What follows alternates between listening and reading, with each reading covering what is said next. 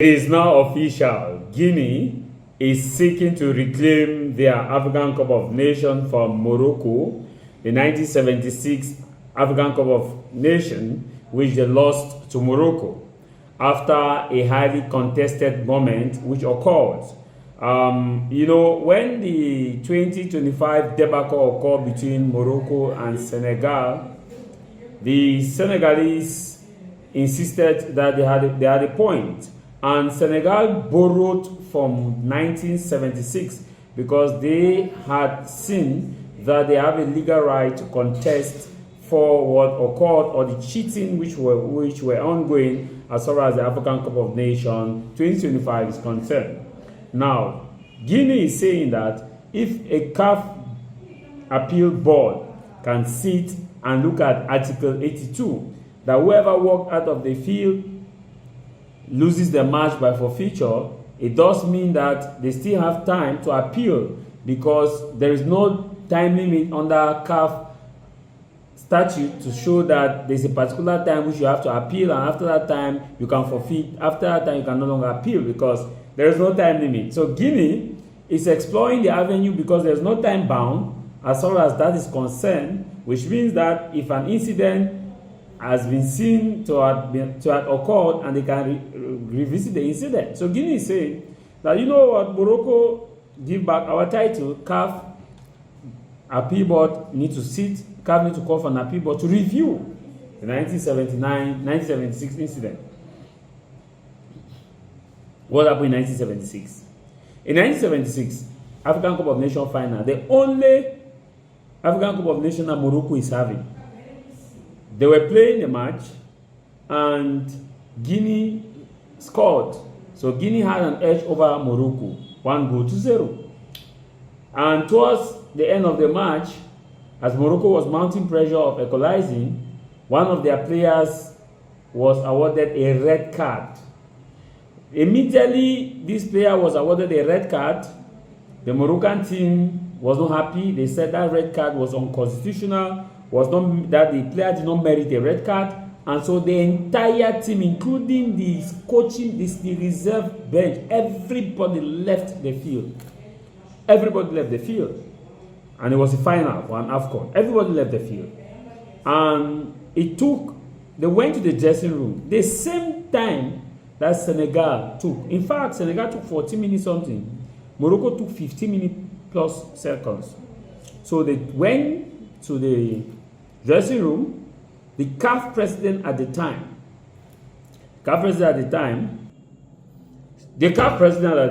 was an Ethiopian, and his name was Yedenkachwa Tessema, who was the CAF president at the time. It took him to beg Morocco. He actually went with his delegation, pleaded with Morocco that please, the Moroccan players should please come to the field. And it was a zonal competition. It was not like today where you had a group A, everybody plays, and there are some people who end up being the finalists and go and play the semi-final. So Morocco needed just a draw to win the African Cup of Nations, whereas Guinea needed a win to win the African Cup of Nations. It needed a draw because it was a zonal kind of competition. So Tessema, the CAF president, took his time, pleaded with Moroccan players, begged. It took 15 minutes, 45 seconds before these players, of Moroccan players, and the entire coaching staff and reserve decided to go back to the field and to resume the game. Mind you, Article 82 was still there, and Article 5.2 is still there. 5.2 was still there, which says that it's the referee that has a final decision. But the referee did not blow his whistle because for Article 82 to be fully in place, that's when I hear people saying that, oh, the referee should have ended the match. It was not his place to end the match.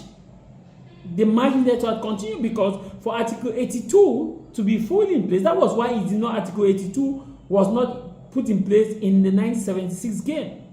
Because there must be intent to show that these people have abandoned the game. Now, there's a difference between abandoning the game and protesting the game. Abandoning the game simply means they decide not to play. They decide to walk out without any probable cost. So they actually protested. So Moroccan came, played, despite the fact that they were one man down, and equalized. And when they equalized, the match ended, the trophy was handed to Morocco. That one star that you see them claiming today was handed to Morocco, to them under the same circumstance. Coming to the issue with Morocco and Senegal is the same scenario. The same scenario. The difference here is that CAF president did not beg. Whereas in that time, Tessema begged.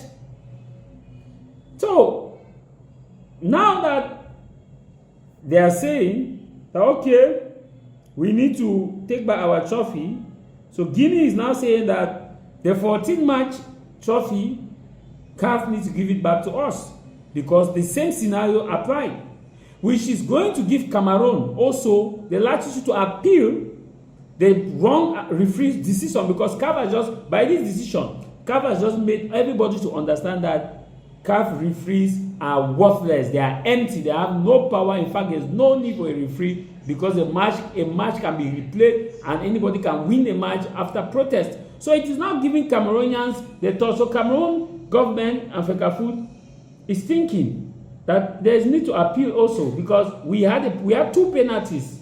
One with Brian Buemo, the second one with Carl Etayong, who went up.